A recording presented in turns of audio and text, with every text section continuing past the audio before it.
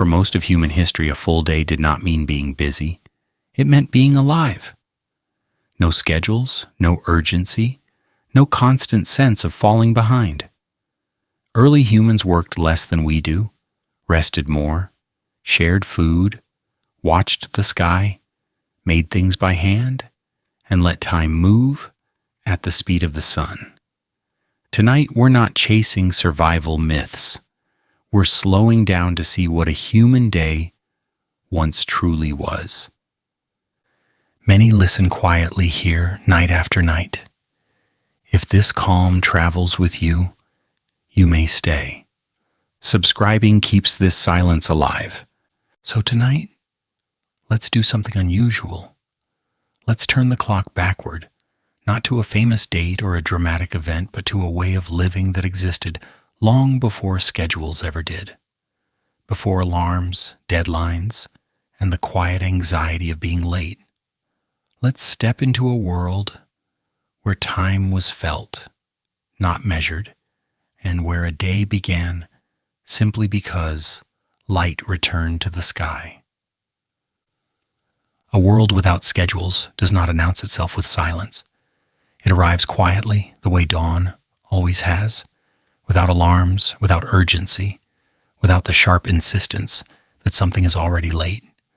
Consciousness returns slowly, not because the day demands it, but because light has changed its angle and bodies nearby have shifted. For most of human history, this was how mornings worked. Not as a starting gun, but as a soft invitation. There is no clock waiting to accuse you. No list of tasks forming in your head before your eyes have fully opened. No concept of productivity hovering over the day like a moral requirement. Instead, there is temperature. There's the sensation of stiffness easing out of joints that slept close to the ground. There is breath, steady and unremarkable. There are other people nearby, familiar voices, familiar movements, not demanding anything, simply existing in the same space. In this world, nobody wakes up already behind. That idea alone is difficult for a modern mind to absorb. We are trained to think of time as something that can be wasted, lost, or stolen. But for early humans, time was not a resource to manage. It was a condition, like weather. You did not use the morning. You experienced it. And you did not rush through it, because rushing only burned calories you would need later. Anthropological studies of modern hunter-gatherer societies give us a surprisingly consistent picture here. Mornings were slow not because people were lazy, but because efficiency mattered. A body that moves too fast too early pays for it by midday. So people eased into wakefulness, stretching, shifting, warming themselves near embers that had been kept alive through the night. Someone was always awake enough to tend the fire, not because it was heroic, but because letting it die would create unnecessary work later. Children woke first, as they often do. Energy unspent, curiosity already active. They moved closer to the warmth, not to start tasks, but to start being. Adults followed more gradually. There was no rush to get going, because nothing was waiting to punish delay. Hunger would arrive when it arrived. Weather would unfold, whether or not anyone was prepared. The day was not something to conquer. It was something to move through. This is where the first quiet question begins to form, even if no one would have spoken it aloud. How much does a good day actually require? Not in achievements, not in outcomes, but in actions. How many things must be done before a day can be called complete? For early humans, the answer was surprisingly small. There were necessities, of course. Food had to be found. Tools needed attention. Children required care. Fire demanded maintenance. But none of these tasks came with deadlines, and none of them needed to be finished before an imaginary hour passed. They expanded or contracted depending on energy, conditions, and mood. Work was embedded into life, not separated from it. And here is where the humor sneaks in, quietly. In a world without productivity, there was also no burnout. No one felt guilty for sitting still. No one measured their worth by how exhausted they felt at the end of the day. Rest was not something you earned. It was something you did when your body suggested it. Modern research supports this rhythm. Studies of foraging societies consistently show that adults spend only 4 to 6 hours a day on what we would classify as work. The rest of the time is unstructured, not empty but open, filled with conversation, observation, play, minor repairs, storytelling, and long stretches of doing nothing in particular. If that sounds inefficient, it is worth remembering that this pattern sustained our species for tens of thousands of years.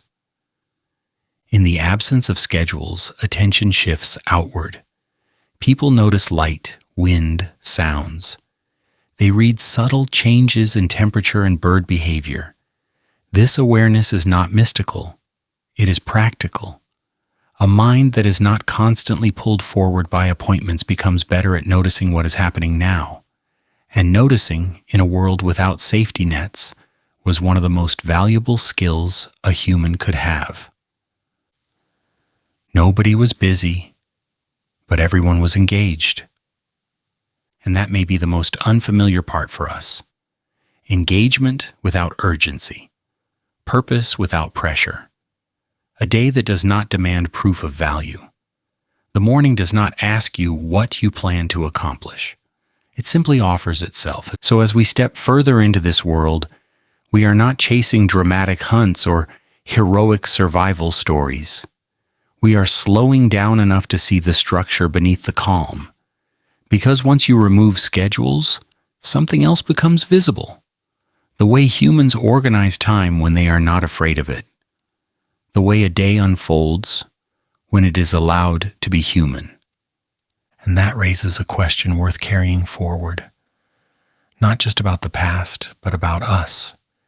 If a good human day once required so little rushing, so little urgency, so little proof, what exactly did we add when we decided we needed more? Now that we've stepped out of modern time, the first thing we notice is not what people did, but how gently the day began.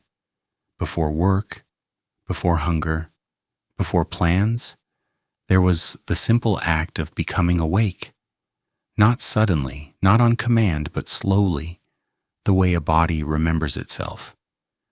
This is where a human day truly started, long before waking up became something you had to do. For early humans, waking up was not an event. It was not something that happened all at once. There was no sharp border between sleeping and being awake, no instant when the day suddenly demanded attention. Consciousness did not snap on. It drifted back in, slowly, the way warmth returns to fingers after cold. This matters more than it sounds. In the modern world, waking up is often treated like a command, a signal, a small emergency that must be answered immediately. An alarm goes off, and suddenly you are expected to be a functioning member of society within seconds. Eyes open, mind racing, obligations already waiting. But for most of human history, the body did not experience mornings this way. The body was allowed to negotiate its return. Anthropological studies of hunter-gatherer societies give us a remarkably consistent picture. Sleep was lighter, more flexible, and often broken into segments. What modern sleep science calls polyphasic or segmented sleep appears to have been common. People slept for a few hours, woke for a time, then slept again. This was not insomnia. It was normal. During the night, someone was usually awake. Not because they were anxious and not because they were heroic, but because sleep itself moved in waves. Older adults slept more lightly. Some people woke naturally when the fire needed attention. Others stirred when children shifted or whimpered. In small groups living close together, total unconsciousness was rare. Awareness was shared. This meant that morning did not arrive as a shock. When the sky began to change color, when darkness softened into gray, people were already partially present. The transition had begun hours earlier. The body had been adjusting slowly, quietly, without drama. So when eyes finally opened fully, there was no sense of being yanked out of sleep. Just a continuation. And importantly, there was no expectation attached to that moment. No one woke up thinking, "What do I need to achieve today?" There was no social pressure to immediately produce value, no invisible audience waiting to judge how quickly you became useful. Morning was not for action, it was for orientation. The first thing the body noticed was not purpose, but sensation. Temperature, the coolness of air on skin, the firmness of the ground beneath layers of grass or hide, the presence of other bodies nearby close enough to share warmth. Smell came next, faint smoke, earth, old fire, the accumulated scent of human life. None of it alarming, none of it demanding response. This slow sensory re-entry mattered physiologically. Without artificial light, human circadian rhythms followed the sun closely. Melatonin faded gradually as light increased. Cortisol rose gently, not in a spike, but in a curve. The body prepared itself over time. Modern sleep research shows that abrupt awakenings increase stress hormones and cognitive fog. Early humans avoided this simply by never inventing alarms. Children often woke first, not because they were disciplined, but because they had energy to burn and curiosity to satisfy. They moved, stretched, crawled closer to warmth. Adults noticed, but not urgently. There was no need to immediately manage the day. Children were allowed to exist before being directed. Adults followed in their own time. Some sat up slowly. Some stayed lying down, eyes open but unfocused, letting stiffness ease out of muscles. Stretching was instinctive. No one called it exercise, it was maintenance. The body checking itself before the day unfolded. And here is where the humor slips in, quietly and without trying too hard.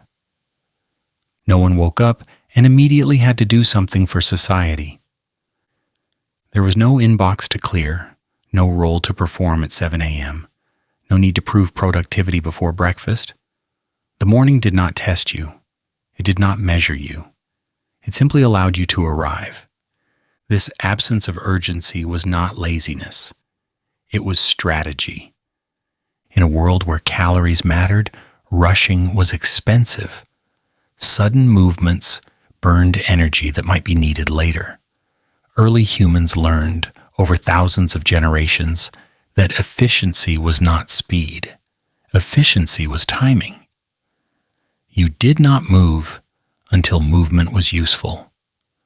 So the morning became a buffer zone, a space between sleep and labor where the body could align itself, where joints could loosen, where hunger could announce itself naturally instead of being overridden by schedules, where attention could widen instead of narrowing immediately onto tasks. Anthropologists observing modern foraging societies have repeatedly noted how little happens early in the morning by modern standards. People talk, they sit, they observe the weather, they check the fire, they check on one another. Plans, if they form at all, form slowly. This is not indecision. It is calibration. What is the weather doing? How does the body feel today? Who is present? Who looks tired? Who looks injured? Who might need to stay close to camp? These questions matter more than abstract plans, and they can only be answered if you give the morning time to exist. There was also a social function here. Waking together reinforced group cohesion. People reassembled after the vulnerability of sleep. Everyone accounted for, everyone visible. This mattered deeply in small groups where survival depended on cooperation. Morning was a quiet roll call, conducted without words. Everyone made it through the night. That alone was enough to justify a slow start. And because mornings were not crowded with obligations, they became moments of subtle communication. A glance, a comment, a shared observation about the sky or the temperature. These exchanges were not idle. They were how information moved through the group. In the modern world, we often delay awareness until after coffee. Early humans did the opposite. Awareness came first. Action followed later. There is evidence that this pattern shaped cognition itself. Without constant external demands, attention could remain broad. People noticed small changes, a shift in wind direction, the absence of a familiar bird call, the smell of rain. These signals were meaningful. And noticing them required a mind that was not already overwhelmed. This is one reason why mornings were not filled with work. Not because there was nothing to do, but because doing too soon blinded you to what you needed to see. And perhaps most striking of all, there was no emotional narrative attached to waking up. Morning was not framed as a battle. It was not something to conquer. No one talked about being not a morning person. There was no identity wrapped around alertness. You woke when you woke. The group adjusted. This flexibility protected people. Those who slept poorly were not punished by rigid schedules. Those who woke earlier simply tended to light tasks.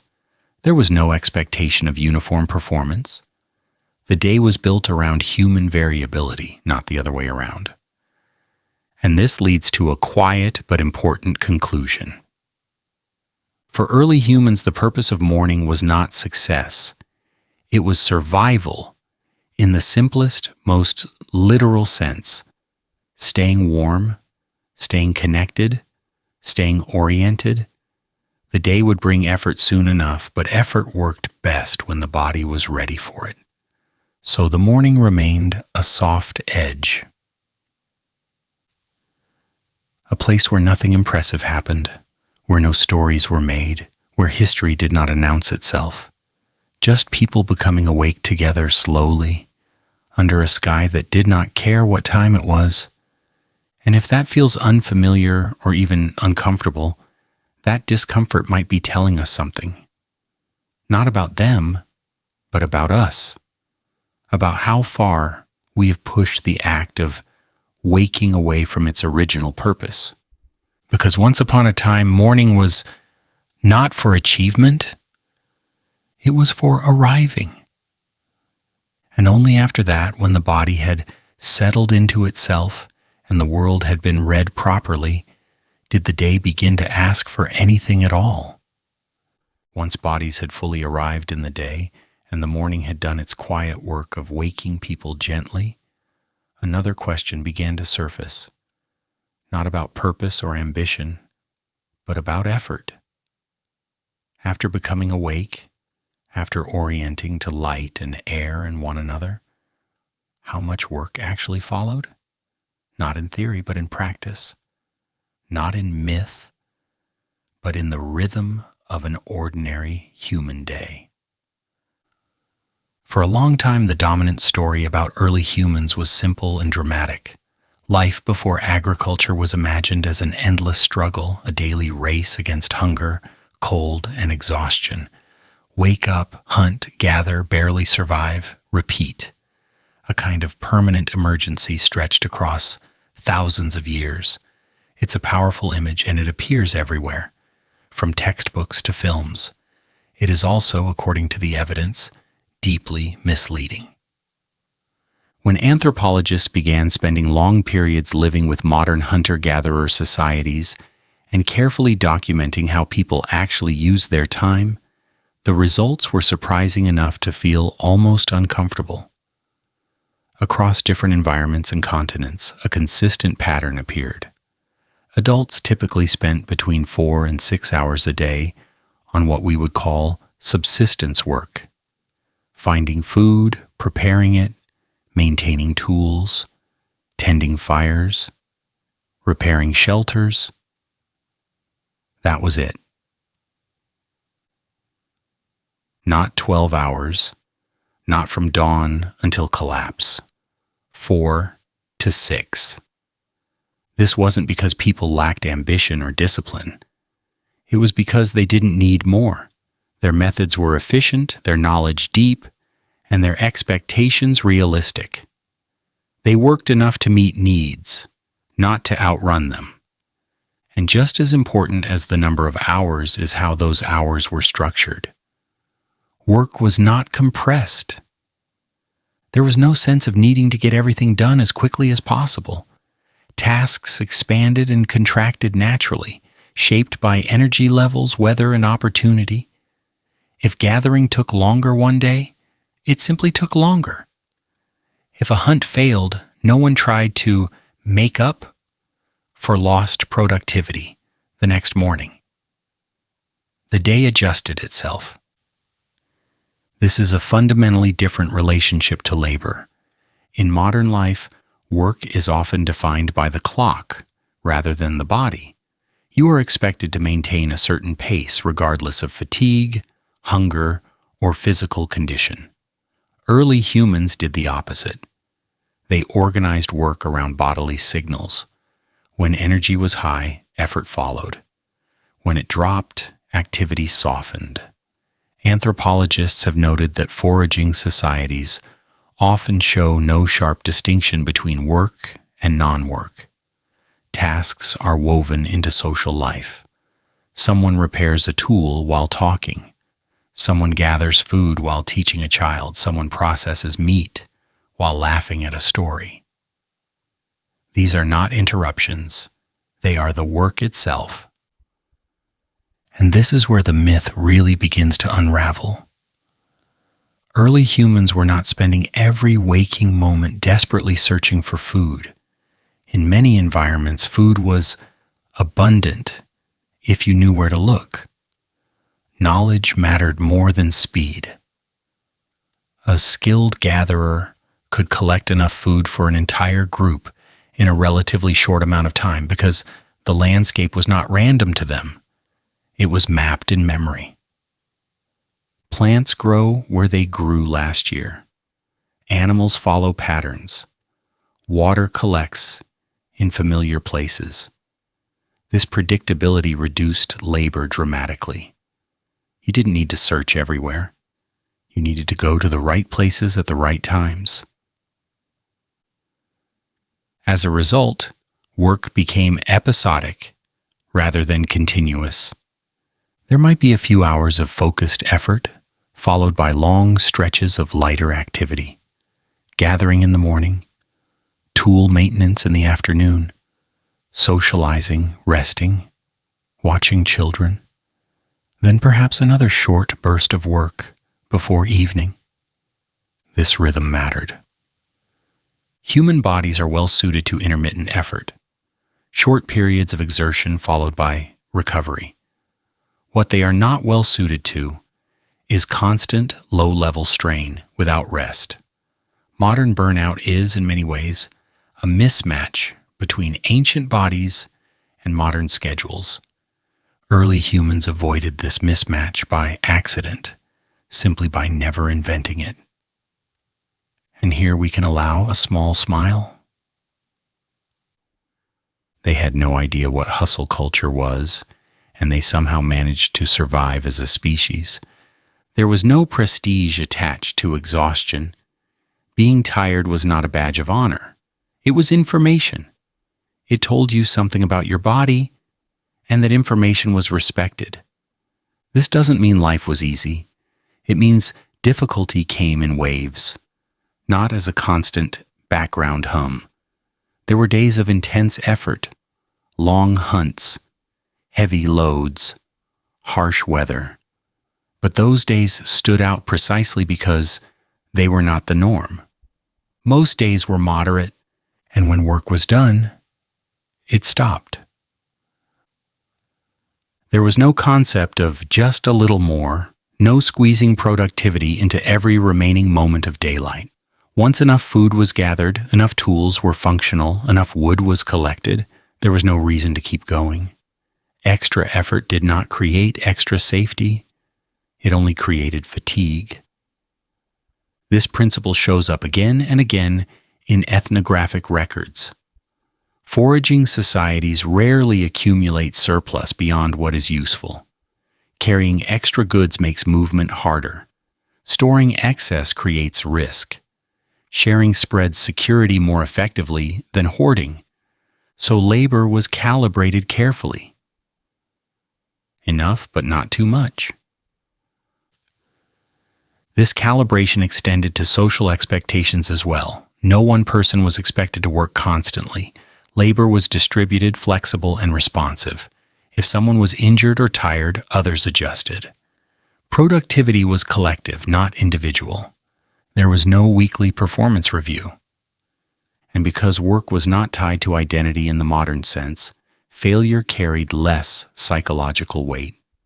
A failed hunt was disappointing, but it was not personal. It was part of the system. Someone else would gather food. Another opportunity would come. The group absorbed the loss. This resilience was built into the structure of labor itself. The absence of compressed work had another important effect. It preserved attention. Without the pressure to rush, people could remain observant. A gatherer noticing a new plant growth, a hunter tracking subtle changes in animal movement, a toolmaker sensing a flaw in stone before it became a problem. These observations prevented future labor. They reduced risk. In this way, working slowly was not inefficient. It was preventative.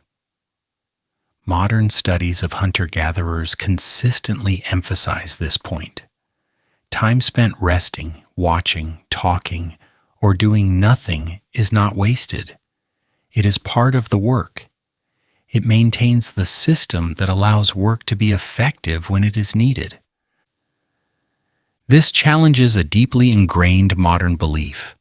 That value comes from visible effort, that if you are not actively doing something measurable, you are falling behind. Early humans did not share this belief. Their days were shaped by sufficiency, not maximization. They did not ask how much they could extract from a day. They asked how little they needed to do to make the day sustainable. And that question changes everything. It means that work was never meant to fill time. Time existed first. Work occupied a portion of it, not the other way around. As daylight moved on, labor faded naturally. People did not push through fatigue, they responded to it. Evening arrived not as a deadline, but as a cue. Activity softened. Attention shifted inward. By the time the sun lowered, most necessary work was already finished. And this is perhaps the most radical difference of all. Early humans did not carry work mentally when they stopped doing it physically. There was no planning spiral, no replaying tasks, no anxiety about tomorrow's to-do list. Work ended when it ended. The mind was free to do something else. So when we ask how much they actually worked, the answer is not just numerical, it is structural. They worked fewer hours, yes, but more importantly, they worked differently. They allowed effort to be bounded. They trusted the landscape. They trusted shared labor. They trusted that doing enough was, in fact, enough. And that trust gave them something modern life often withholds: time that belonged to them. Not time for productivity, time for recovery, time for presence, time for simply being awake in a world that did not require constant explanation. As we move forward, this rhythm becomes even clearer, because once work stopped defining the day, other things were allowed to emerge: craft, play, conversation, observation. The quiet social glue that held small human groups together long before anyone tried to optimize them. But before we go there, it's worth sitting with this idea just a moment longer. A human life sustained itself for tens of thousands of years without constant busyness, not by working harder, but by knowing when to stop. Once work stopped being a constant pressure and effort found its natural limits, another assumption quietly fell apart. If early humans were not working all day, they were not starving all day either. To understand how that balance was possible, we need to look at the most misunderstood part of prehistoric life. Not the hunt, not the danger, but the simple, everyday reality of food. If there is one modern anxiety that would have puzzled early humans, it is the fear of missing a meal. Not hunger itself. Hunger was familiar, but panic about food, the background tension that whispers, what if this isn't enough? What if I choose wrong? What if I fall behind? That kind of worry belongs to a very different world. For most of human history, food was not scarce in the way we imagine it. It was everywhere. And because it was everywhere, panic was not. This is where another powerful myth quietly dissolves. We often picture early humans waking each morning with an urgent question: will we eat today? The image is dramatic but misleading. Archaeological evidence, combined with ethnographic studies of hunter-gatherer societies, paints a much calmer picture. Food was not guaranteed, but it was predictable, and predictability changes psychology. The foundation of the human diet was not hunting, it was gathering. Roots, tubers, nuts, seeds, berries, leaves, flowers, insects, shellfish, small animals, fish. A long, flexible list that shifted with seasons and landscapes. Hunting provided concentrated calories when it succeeded, but gathering provided reliability. Day after day, it filled stomachs without drama. This is not speculation. It is written into teeth. When archaeologists examine dental calculus, the hardened plaque preserved on ancient teeth, they find microscopic traces of what people ate: starch grains from wild plants, phytoliths from grasses and seeds, residues from roots and tubers. Evidence that early humans consumed a wide range of plant foods, often far more diverse than modern diets. The same story appears in coprolites, fossilized feces. As unglamorous as that sounds, they are some of the most direct dietary records we have. Coprolites from Paleolithic sites contain fragments of dozens of plant species, insect remains, pollen, and fibers. This is not the signature of desperation. It is the signature of abundance filtered through knowledge. Early humans were not eating everything because they were starving. They were eating everything because they could. They were dietary generalists. That flexibility was one of our species' greatest strengths. A group that relied on a single food source was fragile.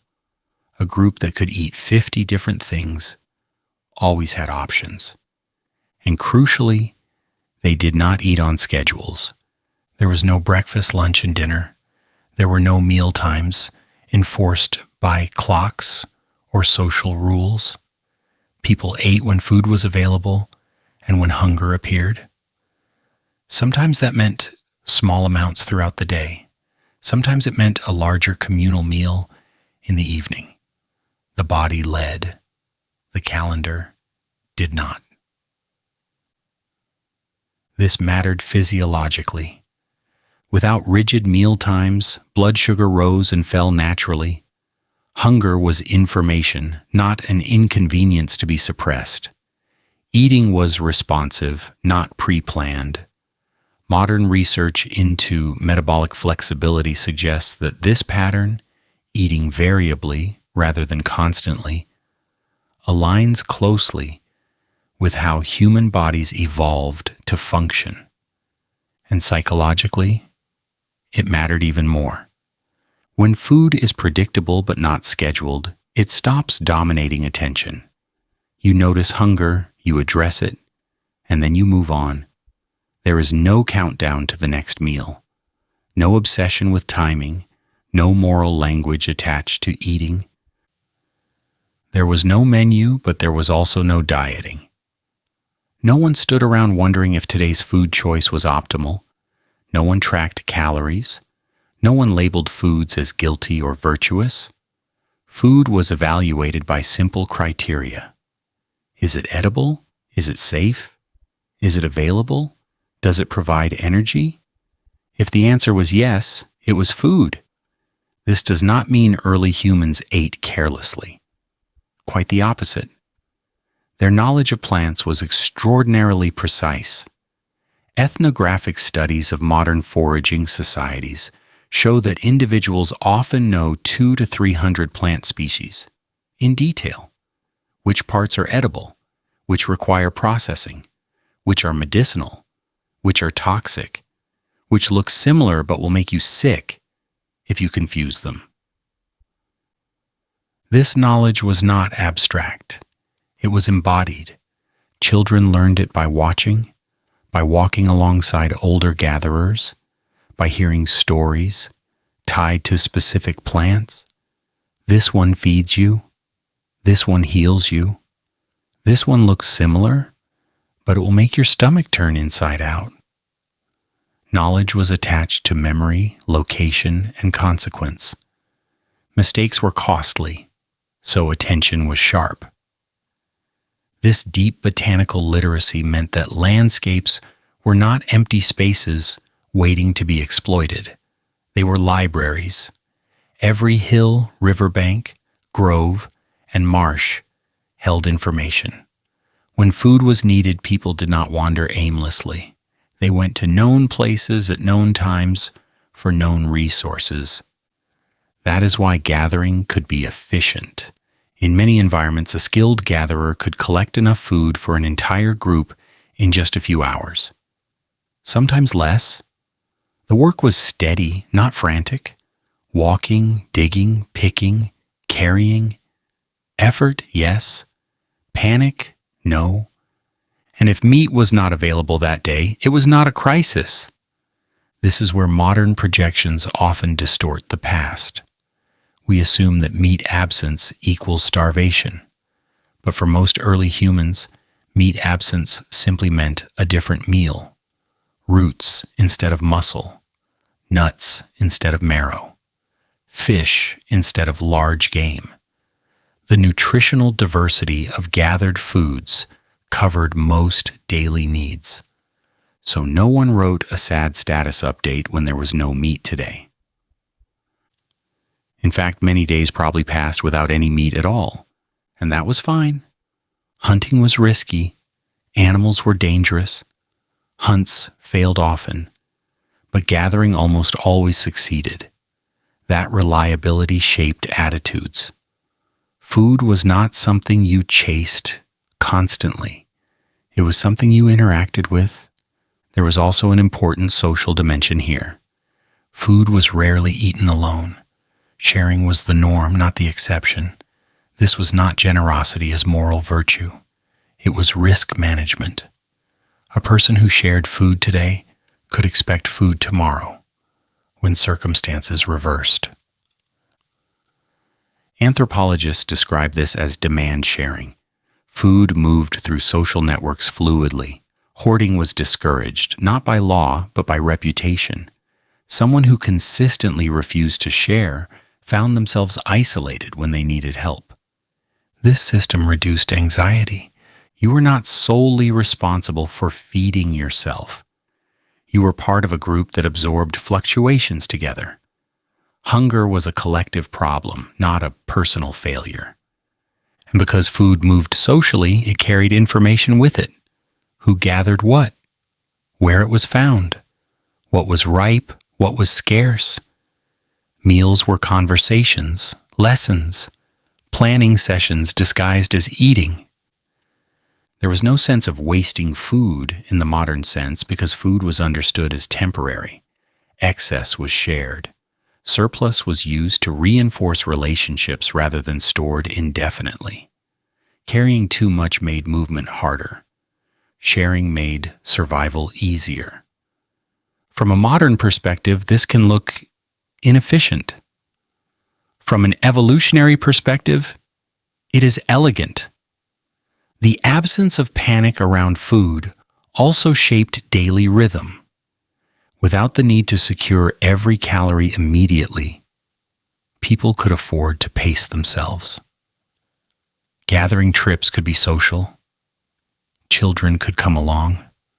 Teaching could happen in real time. This slowed learning but deepened it. And because food was embedded in daily life rather than isolated into meals, eating itself became less dramatic. There was pleasure, certainly, sweetness, richness, texture, but there was no spectacle, no indulgence narrative, just nourishment. Early humans were not obsessed with food, they were fluent in it. That fluency is visible in the archaeological record. Burn marks on roots indicating controlled roasting. Grinding stones worn smooth by repeated seed processing, evidence of soaking, drying, fermenting, techniques that increase digestibility and safety. These are not signs of desperation. They are signs of refinement. And refinement changes how you feel about scarcity. When you know 10 ways to make food from your environment, the absence of one option does not feel like loss. It feels like substitution. This adaptability extended across environments. Coastal groups relied heavily on shellfish, fish, and sea plants. Forest groups focused on nuts, game, and berries. Riverine groups combined aquatic and terrestrial foods. Each group's knowledge was tuned to place, but the principle was the same: diversity equals security. So when we say food was everywhere, we do not mean it was effortless. We mean it was integrated. It belonged to the landscape, not to markets, to seasons, not to schedules. And when food belongs to the world rather than to systems, fear behaves differently. There is hunger, but not obsession. There is effort, but not desperation. There is planning, but not anxiety. This does not romanticize the past. There were lean seasons, droughts, failed harvests of wild plants, periods of stress. But even then, responses were collective and adaptive. Move camp, change diet, expand networks, adjust expectations. What did not dominate was the constant low-grade panic many modern people feel about eating the wrong thing, at the wrong time, in the wrong amount. That panic is cultural, not biological. Early humans did not spend their days thinking about food. They thought with food, through it, around it, as part of the fabric of daily life. Which is why, after a few hours of gathering or processing, attention naturally shifted elsewhere. Tools, children, conversation, rest, observation. Food did not end the day. It supported it. And this calm relationship with nourishment allowed something else to flourish. When eating does not consume the mind has space for other things: making, teaching, playing, watching the sky, sitting quietly with no reason at all. So as we move forward, it is worth carrying this image with us, not of starving figures scrambling for survival, but of people moving through landscapes they understood deeply, eating from environments they trusted, and living in bodies that were not constantly braced for loss. Food was everywhere. And because of that, fear rarely had a reason to be. Once food no longer felt like an emergency and daily needs were quietly met, attention shifted to something that did not happen every day, but was always being considered. Hunting was not a constant action, but a constant thought. It lived in observation, in memory, and in quiet conversations, long before anyone ever picked up a spear. If there is one image that has dominated our imagination of early human life, it is the hunt. Spears raised, bodies tense, danger everywhere, survival hanging on a single throw. It is dramatic, cinematic, and deeply misleading. Because while hunting mattered, it was not what filled most days. What filled the days was something quieter, slower, and far more reliable: planning. Hunting was rare. Thinking about hunting was constant. This distinction changes everything. After food gathering had taken care of daily needs and panic had been removed from the equation, hunting occupied a very different psychological space. It was not the default activity. It was not something people rushed into each morning. It was an option weighed carefully against energy, risk, weather, and opportunity. Archaeological and ethnographic evidence agrees on this point. Successful hunts did not happen every day. In many environments, they might occur once every few days, sometimes once a week, sometimes even less. Between those events were long stretches of preparation, observation, discussion, and patience. This was not inactivity. It was strategy. Animals are unpredictable. They move. They sense danger. They fight back. Early humans learned quickly that charging after game without information was a waste of energy and often life. So they did not hunt impulsively. They hunted deliberately. Most days, no one picked up a spear at all. Instead, people watched. They noticed tracks. They paid attention to wind direction. They remembered where herds had passed weeks earlier. They shared small observations around the fire. I saw fresh prints near the river. The antelope moved north earlier this season. The ground is too dry today. None of this led immediately to action. It accumulated. Planning was continuous, but action was selective. This is why hunting became a group event rather than an individual one. A hunt required coordination. It required enough healthy adults. It required tools in good condition. It required time, and it required consensus. No one simply decided on their own that today was hunting day and expected everyone else to follow. When a hunt did happen, it was because multiple signals had aligned. The weather was right. The animals were where they were expected to be. Enough people were rested. Enough food had already been gathered to absorb the risk. If the hunt failed, only then did the group commit. This commitment mattered because hunting was expensive.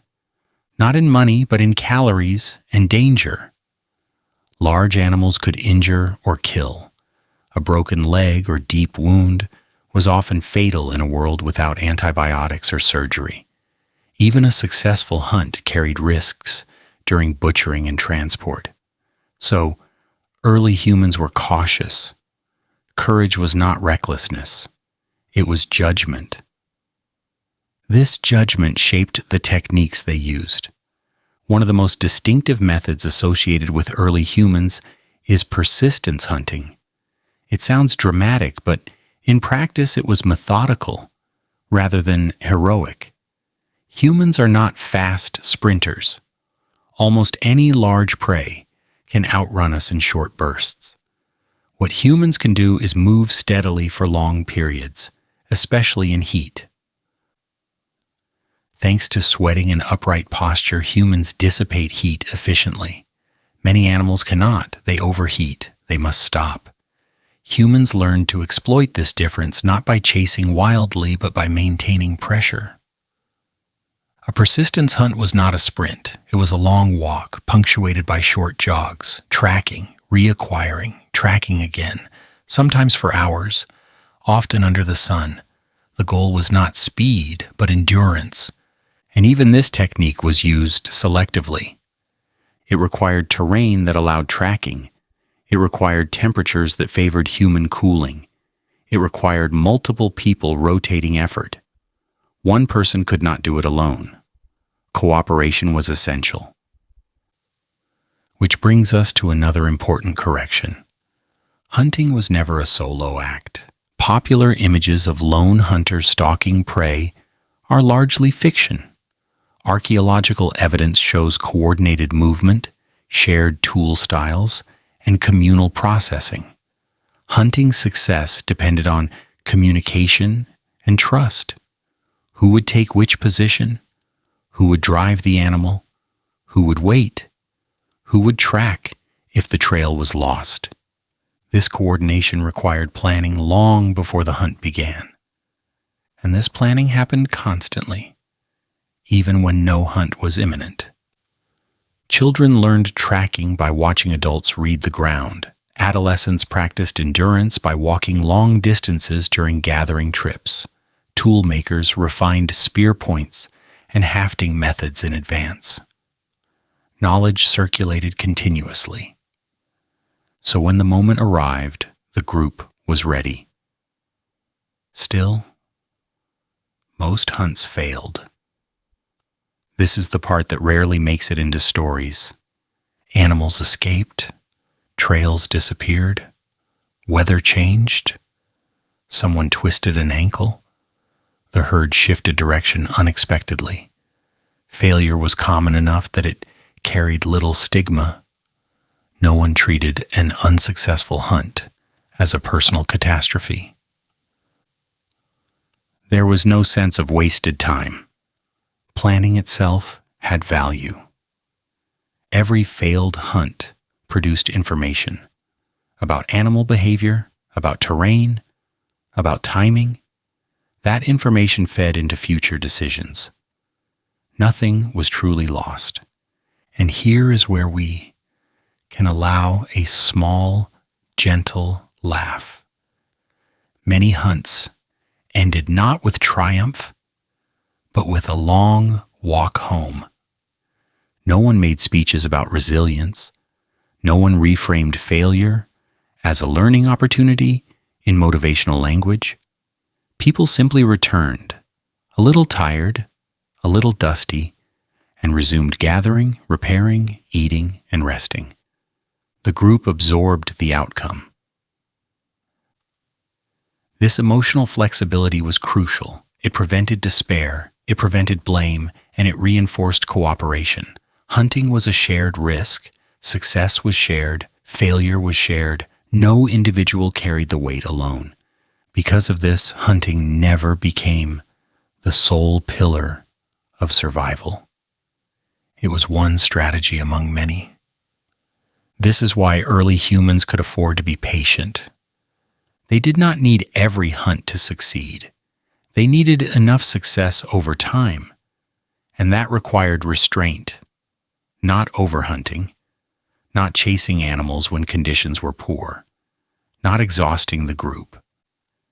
Anthropologists studying hunter-gatherer societies often note how rarely people appear frantic. Even when planning a hunt, the tone is measured. Discussion, agreement, adjustment. The urgency is practical, not emotional. This contrasts sharply with modern narratives of survival. We tend to imagine prehistoric life as a constant emergency. But emergencies lose their meaning when everything is an emergency. Early humans understood this intuitively. They preserved urgency for moments that truly required it. Which meant that when a hunt did succeed, it mattered. A successful hunt produced a large amount of food, more than could be eaten immediately. This triggered a different set of activities: butchering, sharing, preservation, transport, social coordination. And again, planning mattered. How to divide the meat, who carried what, how much to eat now versus later. These decisions reinforced social bonds and reputations. Generosity was noticed, selfishness was remembered, but even here, hunting did not dominate identity. A good hunter was respected, but not above others. A skilled gatherer who fed the group daily carried just as much weight. The system worked because no single role was allowed to become indispensable. This balance prevented hierarchy from solidifying too early. Hunting required cooperation. Cooperation required equality. Planning required listening. Listening required humility. From a biological perspective, this makes sense. Groups that allowed individual ego to override collective judgment would take unnecessary risks. Groups that planned together survived longer. And planning was not abstract. It was embedded in movement, in walking the same paths season after season, in watching the same valleys fill and empty, in remembering where water remained during dry periods, in recognizing patterns. This pattern recognition is one of the defining traits of human cognition. And hunting, more than raw strength, exercised it constantly. Even when no hunt occurred, the mental rehearsal continued. This is why hunting was rare, but planning was constant. The hunt itself was a punctuation mark. The sentence was everything around it. And when we remove the drama and focus on the structure, a different picture emerges. Not of desperate figures chasing survival, but of thoughtful groups making careful decisions in uncertain environments. They were not gamblers. They were risk managers. They balanced effort against reward, danger against necessity, action against patience, and they did so collectively, without formal leadership, without written rules, without central authority, which is no small achievement.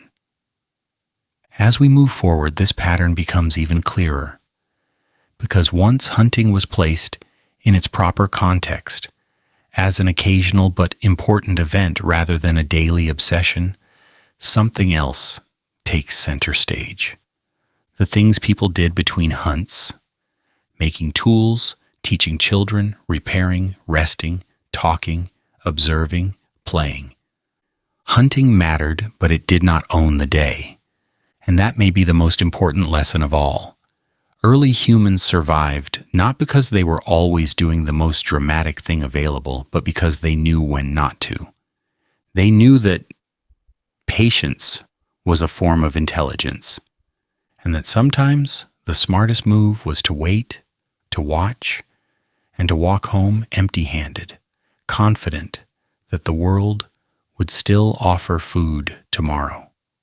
Once the planning had been done and the hunt, whether successful or not, had passed into memory, most of the day returned to something far quieter, not chasing animals, not searching the landscape, but sitting down and shaping the world by hand. This is where time slowed again, and where the ordinary work of making things quietly held everything together.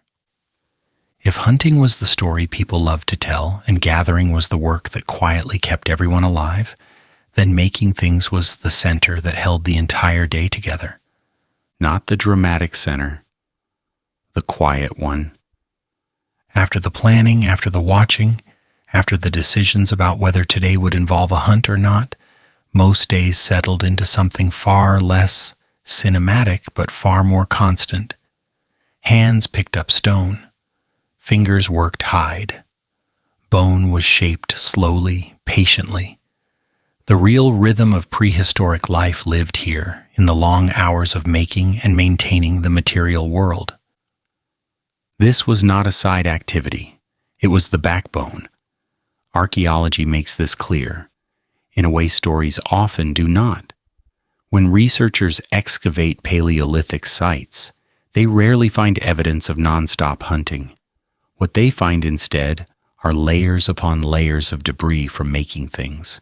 Stone flakes scattered across the ground, broken tools replaced by new ones, scrapers worn smooth from hide processing, awls polished by repeated use. The ground itself remembers this work. Stone tools alone tell an enormous story. Lithic technology was not casual. It was not a matter of banging rocks together until something sharp appeared. By the Upper Paleolithic, humans were practicing highly refined techniques that required years of learning. Core preparation, platform angles, controlled fracture patterns. These were not accidents. They were the result of accumulated knowledge passed carefully from one generation to the next. And this work took time. Making a good stone blade was not something you rushed. Rushing ruined stone. One wrong strike and hours of careful preparation vanished. So tool making demanded attention, patience, and calm. The body leaned into the task. Hands moved rhythmically. The sound of stone on stone became a familiar background noise of the day. This was work, but not hurried work. Use-wear analysis confirms just how central this activity was. When archaeologists examine microscopic wear patterns on tools, they see repeated specialized use. Certain tools were clearly made for scraping hide, others for cutting meat, others for working wood. These tools were not interchangeable. They were designed with intention. That intention points to something important. Specialization existed much earlier than we once assumed. Not everyone was equally good at everything. Some people were clearly better tool makers. Others excelled at hide processing. Others at working bone or antler. These differences mattered, and groups noticed them. Over time, individuals leaned into their strengths. This did not create rigid job titles, but it did create reputation. If you were good at making blades that lasted longer or cut cleaner, people preferred your tools. If your scraper didn't tear hides, people remembered. If your work failed, they remembered that too. Skill became social knowledge. And here the humor slips in quietly. A bad tool might still work, but no one wanted to be remembered as the person who made bad tools. Reputation mattered in small groups, not in a competitive resume-building sense, but in a practical one. When survival depended on tools, quality mattered, and quality required time. This meant that making things was rarely rushed, even when there was pressure elsewhere. A hunt could wait a day. A blade made poorly could ruin weeks of effort. So people invested attention where it paid off most. They slowed down to go faster later. Stone was only one part of this world. Hide processing consumed enormous amounts of time. After an animal was killed, the work had only begun. Removing flesh, scraping membranes, drying, smoking, or treating hides to keep them flexible. This was chemistry without formulas, learned through experience. Use-wear studies on scrapers show long, repetitive motions consistent with hours of hide work. Ethnographic parallels confirm that processing a single hide could take an entire day or more, and hides were essential. Clothing, bedding, shelter, containers. Without them, cold and injury became far more dangerous. Bone and antler added another layer. Unlike stone, these materials were organic and unpredictable. They required different tools and techniques. Carving antler into points or handles took patience. Bone awls had to be shaped precisely. Too thin and they snapped. Too thick and they failed their purpose. Again, this work was not improvised. It followed learned patterns. Archaeologists see this in standardization. Across wide regions, tools share similar shapes and proportions. This suggests teaching. Shared mental templates. People knew what a proper tool looked like. But within that standardization, individuality appears. Some blades are more symmetrical than necessary. Some handles are smoother than required. Some bone tools are decorated lightly, even when decoration adds nothing to function. This is where survival quietly gives way to expression. People were not just making tools that worked. They were making tools that looked right. This matters because it reveals motivation beyond necessity. No one spends extra time perfecting symmetry unless they care about the result. A perfectly balanced point does not hunt better than a slightly uneven one, but it communicates skill, attention, identity. Making things became a way of being known, and this making did not happen in isolation. Children watched constantly. There were no classrooms, but there was continuous education. A child sat nearby, mimicking movements with small stones. An older adult corrected hand position with a gesture. Learning happened through proximity, repetition, and patience. Mistakes were expected. Broken flakes litter archaeological sites for a reason. Learning produced waste. Groups tolerated this because teaching produced future skill. The cost of a broken flake was small compared to the value of a competent adult later. This is one reason why making things occupied the middle of the day. After food needs were met and before evening gatherings, daylight was ideal for detailed work. Light mattered. Seeing fracture lines mattered. Eye strain mattered. The sun provided steady illumination without artificial aid. So the day settled into a familiar rhythm. People sat, they worked, they talked, they rested between bursts of effort. The body leaned forward, then relaxed. Hands stayed busy even when minds wandered. This kind of work had a meditative quality. Anthropologists observing traditional craft production often note how repetitive hand movements calm the nervous system. Attention narrows gently. Time becomes less noticeable. This was not flow as a modern concept, but it was something close. Making things regulated emotion. In a world with real danger, this mattered. Craft provided control. Stone behaved according to rules. Hide responded predictably. Bone could be shaped with care.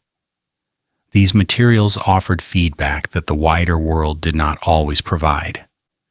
And because making things was so central, it shaped social structure.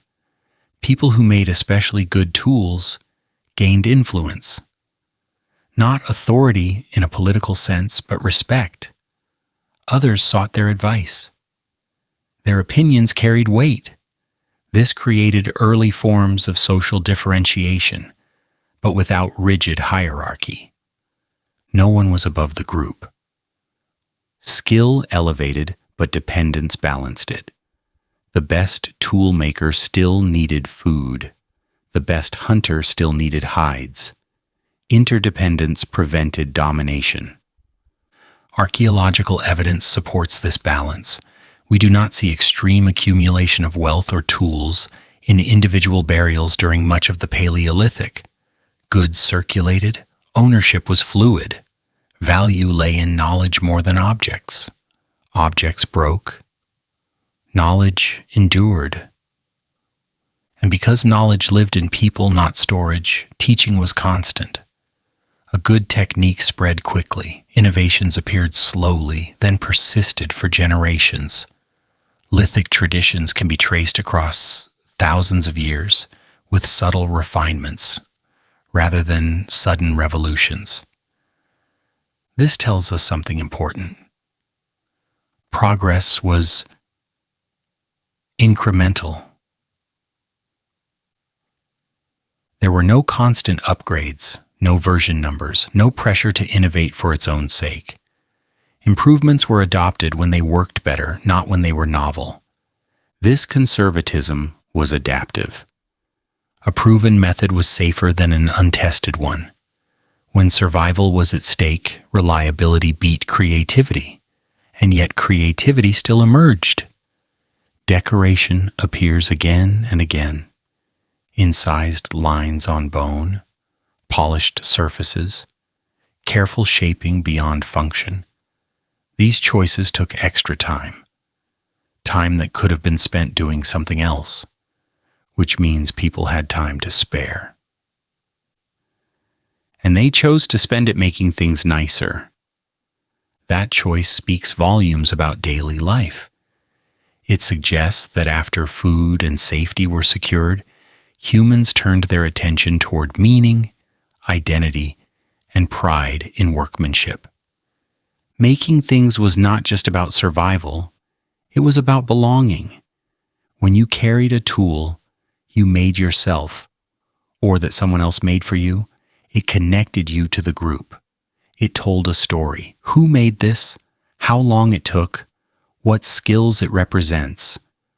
Tools were not anonymous. They were social objects.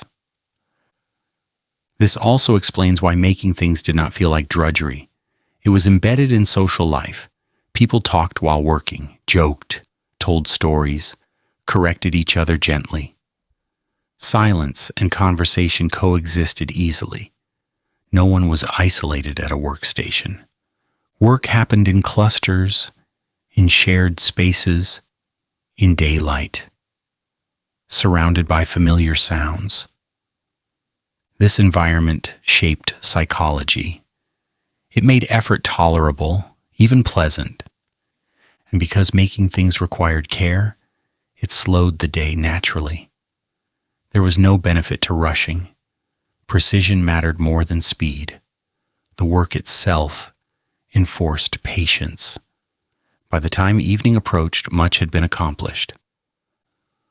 Tools repaired, new ones made, hides progressing, bones shaped, supplies prepared, not in a frenzy, but steadily. And when the light softened, people stopped.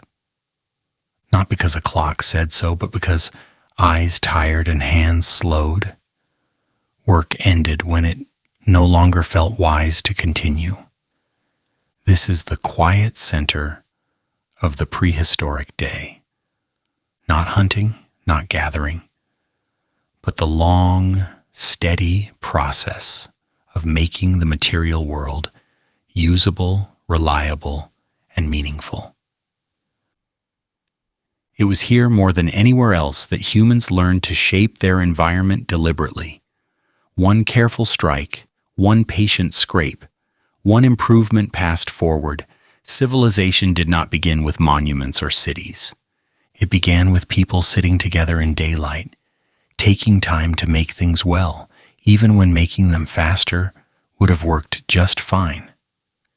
And once those things were made, once the world was set in order for the moment, attention was free to drift again, toward rest, toward play, toward conversation, toward the quieter hours of the evening, because when the center holds, everything else can soften around it. Once the necessary work was done and the tools were set aside, something unusual by modern standards quietly took over the day. Nothing urgent, nothing demanding, just time.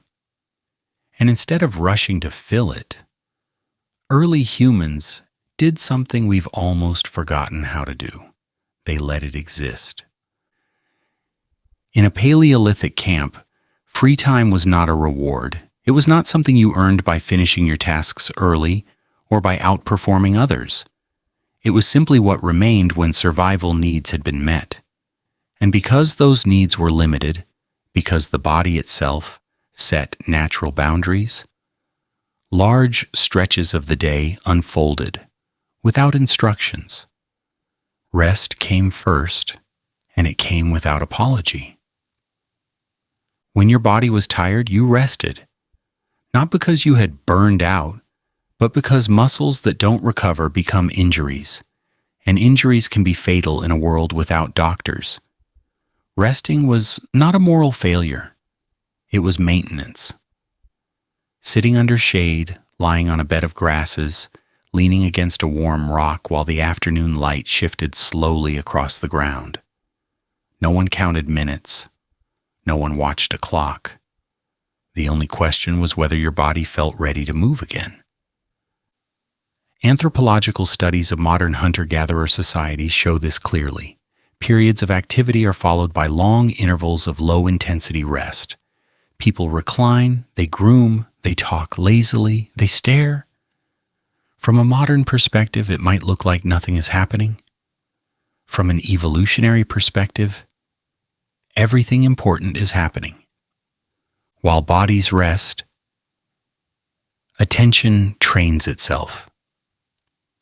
Early humans spent extraordinary amounts of time simply watching clouds change shape and direction, watching animals move across the landscape at different hours, watching insects navigate the ground, watching how shadows lengthen and retreat. This was not idle curiosity. This was how you learned the world. In evolutionary psychology, this kind of observation is often described as attention training. When survival depends on subtle environmental cues, the brain learns to stay gently alert without being stressed. Not hyper-focused, not distracted, just open. A person who has spent hundreds of hours quietly observing will notice things others miss. A shift in bird behavior, a pattern in animal tracks, a change in wind that carries unfamiliar scents. In this context, doing nothing is actually learning without effort. And then there was social time, conversation without agenda. In small bands of 20 to 40 people, social life is not optional background noise. It is the infrastructure that keeps everyone alive. People talked while resting, not loudly, not urgently. They talked about what they had seen, what they remembered, what they thought might happen tomorrow. Stories drifted. Jokes landed softly. Teasing happened, but rarely cruelly. In groups this small, cruelty has consequences. There were no interviews, no small talk. No one asked what you planned to do with your life. Your life was already happening, right there, visible to everyone. Evolutionary psychology tells us that these kinds of low-stakes conversations are essential for social bonding. They synchronize emotional states. They resolve small tensions before they grow dangerous. They reinforce shared memory. A group that talks together survives together. Silence was equally important. Modern humans often treat silence as something uncomfortable, something to be filled. Early humans did not. Silence was information. The absence of sound could be as meaningful as its presence. Sitting quietly allowed ears to stay tuned to the world beyond the camp. It also allowed the mind to wander. This wandering mind is not a flaw. It is a feature. When the brain is not occupied with tasks, it begins to integrate experiences. Patterns form, memories settle, solutions appear without effort. Many cognitive scientists believe that creativity, problem-solving, and long-term planning emerge most naturally during periods of mental rest. Early humans had plenty of those. Children played constantly. Play was not scheduled. It did not require equipment. It happened wherever there was space and energy. Children chased each other, wrestled, threw sticks, stacked stones, mimicked adult behaviors with exaggerated seriousness. A child pretending to hunt with a stick was not wasting time. They were rehearsing coordination, judgment, risk, and social negotiation. Play, in evolutionary terms, is how complex skills are learned safely. Adults often joined in, mock competitions, lighthearted challenges, teasing games that tested boundaries without real danger. Laughter mattered. A group that laughs together regulates stress together. No one called this development. It was just growing up. Grooming was another quiet center of free time. Sitting close, picking debris from hair, scratching backs, braiding hair, applying ochre or fat to skin. These actions served practical purposes: hygiene, parasite removal, protection from sun and insects. But they also served a deeper function. They communicated care. In primates, grooming is one of the strongest signals of social trust. Early humans continued this pattern. Touch reassured the nervous system. It reinforced belonging. In a dangerous world, knowing that someone would sit with you, touch you gently, tend to you, mattered as much as food. And then there was simply being present. Watching the fire, following sparks as they rose and vanished, tracing stars, noticing how the moon changed night by night. These moments were not framed as spiritual obligations or philosophical exercises. They were what happened when there was nothing else to do. Without artificial light, evenings naturally slowed. Activity contracted toward the fire. Voices softened. Movements became smaller. This rhythm aligned closely with human circadian biology. Sleep came easier when the day had unfolded at its own pace. Importantly, no one measured their worth by how busy they were. There was no concept of productivity as identity, no virtue in exhaustion, no admiration for constant effort. Contribution mattered, yes. Laziness that endangered the group would not be tolerated. But beyond that, there was no pressure to optimize existence. If you rested, you rested. If you played, you played. If you sat and watched clouds for an hour, no one intervened to ask if you were using your time wisely. From a modern perspective, this can feel unsettling. We are trained to believe that time must always be justified, that idleness is suspicious, that rest must be earned. Early humans lived inside a different logic. Time belonged to the group, the body, and the environment, not to abstraction. And this abundance of unstructured time shaped the human mind. It allowed language to grow richer, stories to stretch longer, humor to become subtle, attention to deepen, relationships to stabilize. A nervous system that evolved in this environment expects pauses. It expects variation. It expects days that breathe.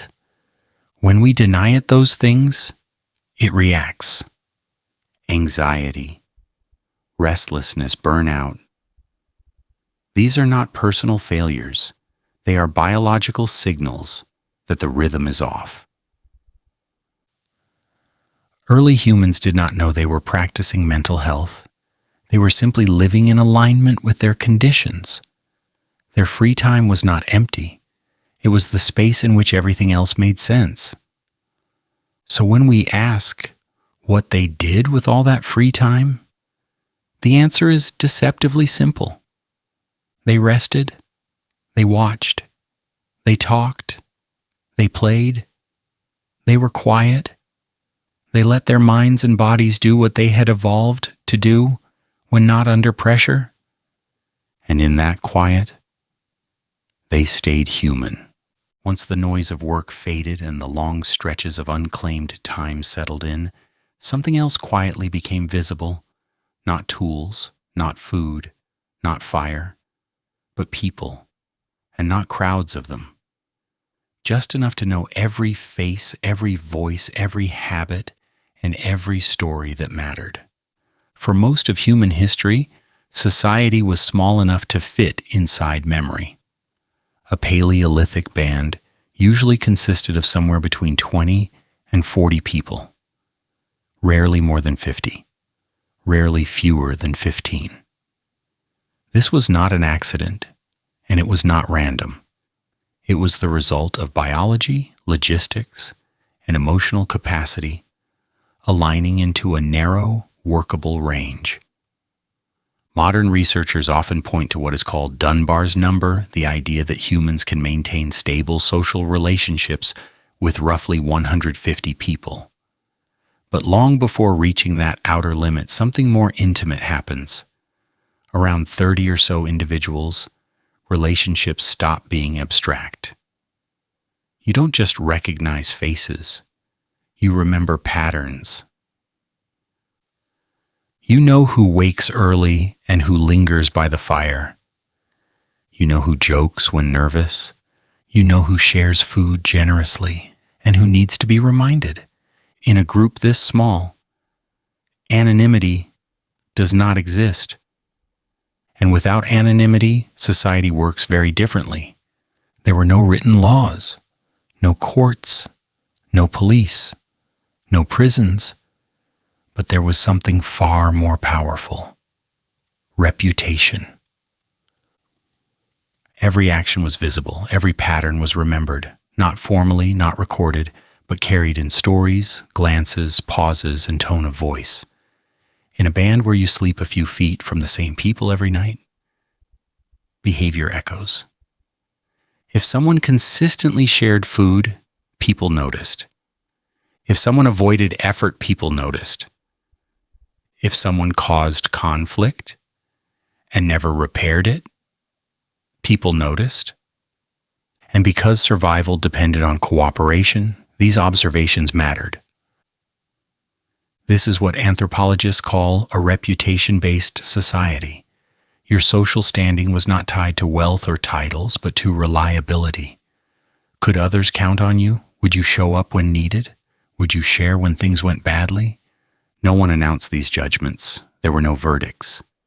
Instead, they surfaced quietly. In who sat near whom, in who received help quickly, in who was listened to during discussions, in who was trusted with children, tools, or fire. And yes, gossip played a role. Gossip in small societies is not idle chatter. It is information flow. It spreads news of behavior. It warns. It corrects. It reinforces norms. And unlike modern social media, it cannot be muted, blocked, or ignored. If you acted selfishly, the story traveled. If you acted bravely, the story traveled. If you apologized and repaired harm, that story traveled too. Gossip was not always kind, but it was effective. Importantly, conflict did not disappear in small groups. Humans argue, they misunderstand, they compete. Jealousy exists. So does resentment. The difference was scale. In a band of 30, unresolved conflict is dangerous. You cannot simply avoid someone forever. You will share food, fire, shelter, and sleep space. So societies evolved ways to soften friction before it tore the group apart. This is where mediation came in. Older individuals, especially elders who had outlived several cycles of conflict, often acted as stabilizers, not judges, not authorities, but memory keepers.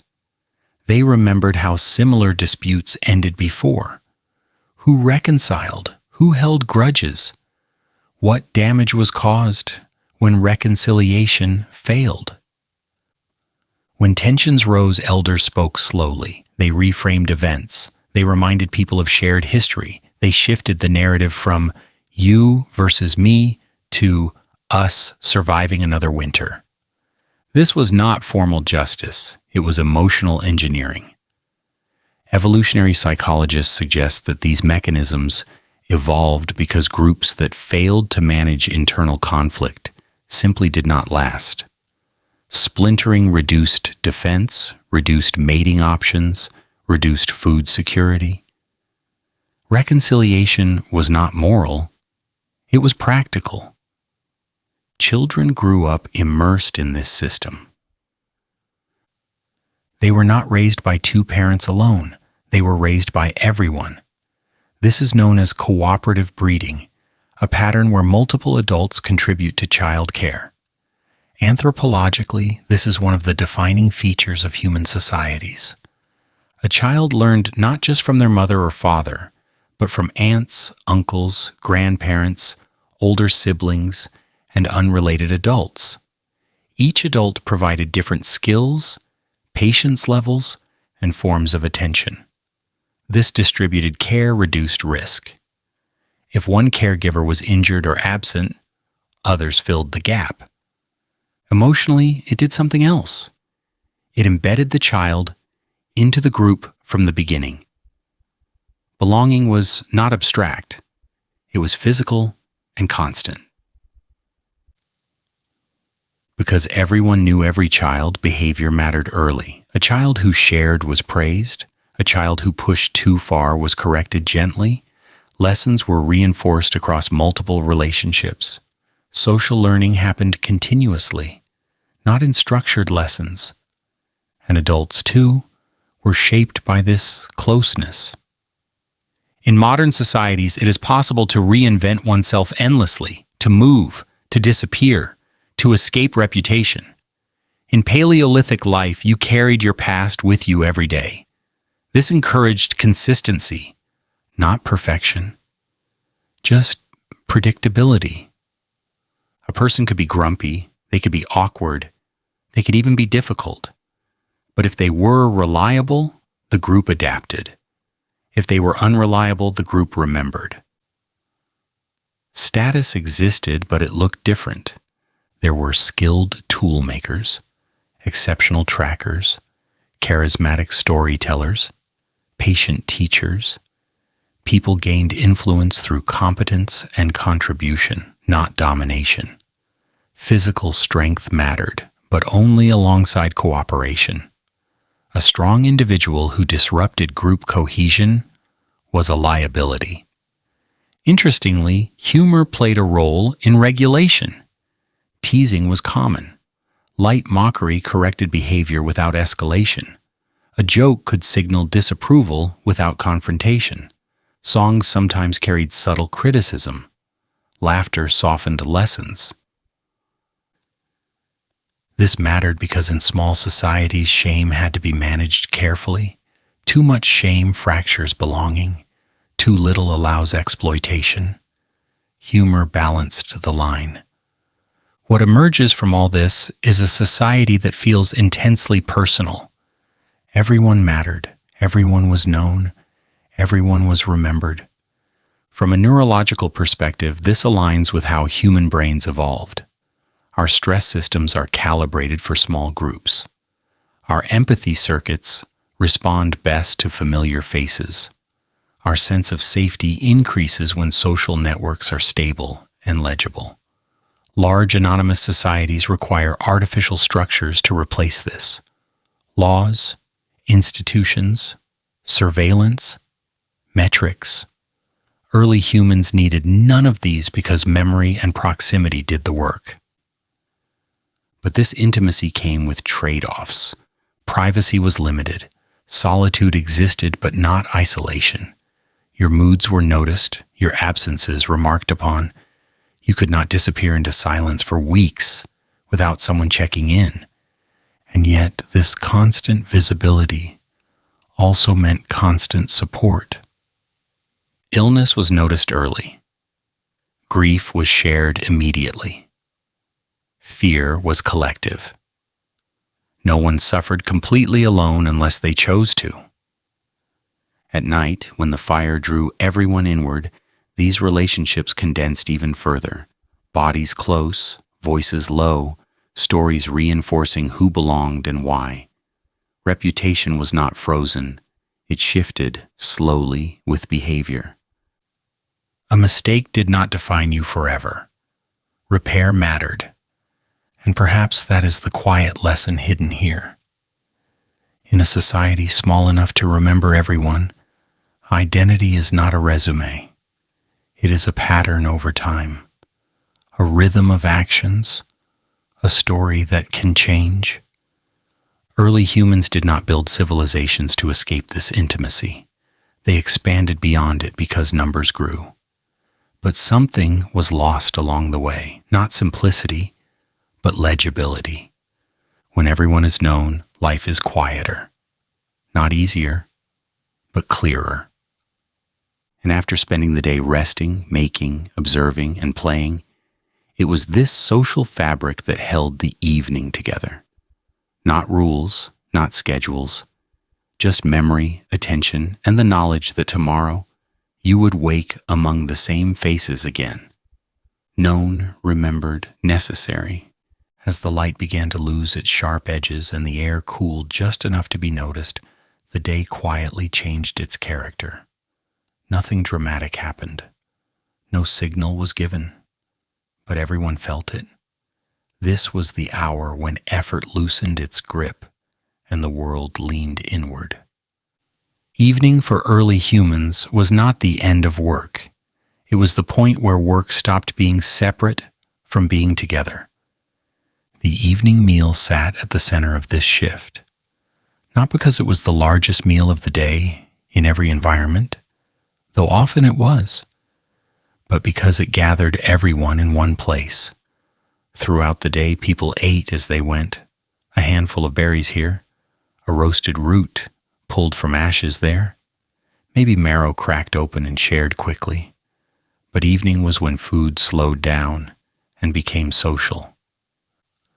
People sat close to the fire, not in neat rows, not in assigned places, but in familiar patterns shaped by habit and comfort. Children drifted between adults, elders took positions where they could see everyone. Someone tended the fire while others prepared food with unhurried movements. Sharing mattered here. Who offered the first portion? Who passed food without being asked? Who noticed a child reaching from the edge of the circle? These small acts were not recorded, but they were remembered. Evening meals were quiet evaluations, not judgmental, just observant. In societies without written rules, behavior at the fire mattered more than speeches ever could. Food distribution reinforced social bonds, not through fairness as an abstract principle, but through attentiveness. A person who had eaten less earlier might be offered more now. Someone injured that day might be served first. Children were rarely last. Nobody announced these decisions. They emerged naturally from familiarity. As people ate, conversation shifted tone. Daytime talk was practical, short, functional, shouted across distance if needed. Evening talk slowed, voices lowered, sentences stretched. Laughter came easier. This was the time when stories appeared. Not grand myths, not sacred narratives, just stories. Someone talked about a hunt that nearly worked and why it failed. Someone else remembered a gathering trip where they misidentified a plant and paid for it later. These stories were not performances. They were lessons disguised as memory. A good story did not need a dramatic ending. It only needed to be useful. Stories served as the group's long-term memory. In the absence of writing, repetition mattered. A story told once might be forgotten. A story told over several evenings became durable. Details sharpened. Patterns emerged. Younger listeners learned without realizing they were being taught. Importantly, Stories did not need to be completed in one night. If a story was interrupted by sleep, it simply resumed later. No one demanded a resolution. No one complained about pacing. Time was patient. This is one of the most striking differences between prehistoric evenings and modern ones. There was no pressure to entertain, no obligation to be interesting. Silence was allowed to sit between words. Sometimes the fire itself became the focus. People stared into it, not passively but attentively. The flicker of flames draws the human brain into a relaxed but alert state. Modern neuroscience shows that watching fire lowers blood pressure and calms the nervous system. Early humans did not need studies to know this. They felt it every night. As bodies relaxed, behavior softened. Arguments from earlier in the day lost their sharpness. A tense moment was sometimes revisited, but gently. Someone joked, someone apologized without ceremony. Repair happened quietly. This was not conflict avoidance. It was timing. Humans are more capable of empathy when fed, warm, and safe. Children slowed down too. After a day of constant motion, they leaned against familiar bodies. Heads rested on shoulders. Eyes followed sparks drifting upward. They listened, half engaged, absorbing rhythms and voices more than content. Learning continued, but without effort. An elder might casually mention a sign of weather noticed years ago. A parent pointed out how shadows had shifted since morning.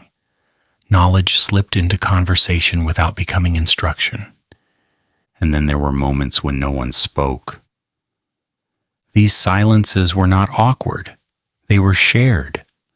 Breathing synced. Someone adjusted the fire. Someone else added a log. The circle held. From an evolutionary perspective, this mattered deeply. Evening gatherings reinforced trust. They allowed the nervous systems of the group to settle together. A calm group slept better. A group that slept well survived better. Sleep, after all, was coming. But before sleep, there was one more quiet function of the evening. Reflection. Not self-analysis. Not regret. Just awareness. People noticed who was missing, who was quiet, who seemed unsettled. These observations guided behavior the next day. Someone might be checked on. Help might be offered without explanation, and nothing was written down. Nothing was formalized. But nothing was ignored. As the fire burned lower, the day did not end sharply. It softened. Activity narrowed. People shifted closer together. The world beyond the fire faded into suggestion. The evening did not demand productivity. It did not ask for conclusions. It allowed the day to dissolve slowly into rest. And in that gentle unwinding, early humans found something we often struggle to reclaim. An ending that did not feel rushed. A pause that belonged to everyone. A sense that nothing urgent remained unfinished.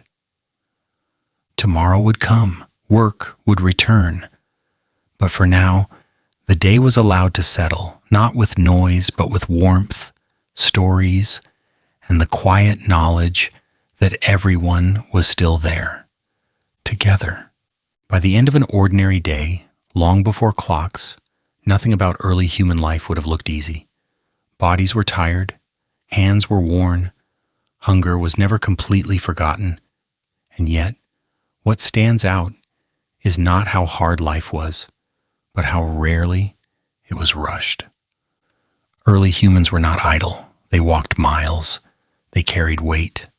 They made everything they owned by hand, but their days were not compressed. Effort came in pulses, followed by long stretches of quiet. Work ended when it was enough, not when it was maximized. They owned very little, but time was abundant.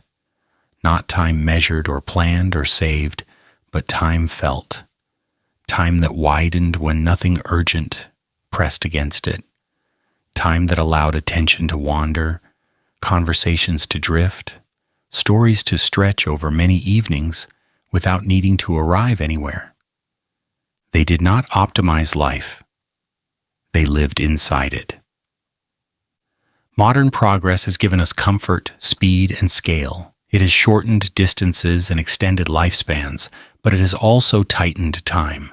Our days are fuller, louder, more efficient, and yet many of us feel strangely behind, as if we are always arriving late to our own lives. The people we've been walking with tonight did not know about productivity or burnout. They did not track hours or measure output. Their sense of a good day was simpler. Were people fed? Was the group safe? Did the fire hold? Did the night arrive gently? When those conditions were met, the day was allowed to end. Perhaps the lesson they leave us is not about returning to the past. We cannot, and maybe we shouldn't want to. But we can remember something quieter. That a human day does not need to be full to be meaningful. That rest is not a reward. That attention is a form of care. That being together without an agenda is not wasted time. And maybe what we call progress is not always movement forward, but sometimes a new way of forgetting an older rhythm that still lives in our bodies. So, as this story fades and your own evening softens, you don't need to do anything with it. You don't need to remember every detail. Just let it sit, like a fire that has done its work, like a day that has been enough. For now, the world can wait until morning.